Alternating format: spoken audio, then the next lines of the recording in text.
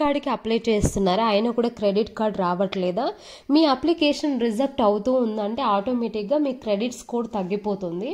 అలాగే ఫ్యూచర్లో మీరు లోన్స్ తీసుకోవాలన్నా కూడా లోన్స్ కూడా రావు. క్రెడిట్ కార్డ్ తీసుకోవాలంటే ఏమేమి అర్హత ఉండాలనేసి ఈ వీడియోలో తెలుసుకుందాం. మొదటిది నేషనాలిటీ.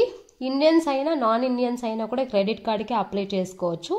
నాన్ ఇండియన్స్ అయితే కనుక క్రెడిట్ కార్డ్ తీసుకునేటప్పుడు ఇండియాలోనే ఉండాలి. రెండవది ఏజ్, మినిమం 21 ఇయర్స్. కొన్ని బ్యాంక్స్లో ఈవెన్ 19-20 ఇయర్స్ అయినా కూడా క్రెడిట్ కార్డ్కి అప్లై చేసుకోవచ్చు. మూడవది ఎంప్లాయ్మెంట్ స్టేటస్. సాలరీడ్ పర్సన్ అయినా బిజినెస్ పర్సన్ అయినా ఈవెన్ ఫార్మర్ అయినా కూడా క్రెడిట్ కార్డ్కి అప్లై చేసుకోవచ్చు. నాలుగవది ఇన్కమ్. ఎవరికైనా సరే ఒక ఫిక్స్డ్ ఇన్కమ్ ఉండాలి. అందుకే బ్యాంక్స్ మనం క్రెడిట్ కార్డ్కి అప్లై చేసేటప్పుడు శాలరీ స్లిప్స్ లేకపోతే ఫామ్ 16 బ్యాంక్ స్టేట్మెంట్ అనేది అడుగుతూ ఉంటుంది. ఐదవది క్రెడిట్ స్కోరు.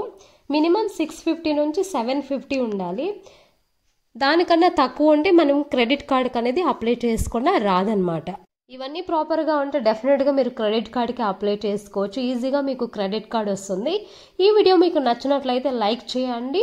మన ఛానల్ని ఇంకా సబ్స్క్రైబ్ చేయకపోతే ఇప్పుడే సబ్స్క్రైబ్ చేసుకోండి.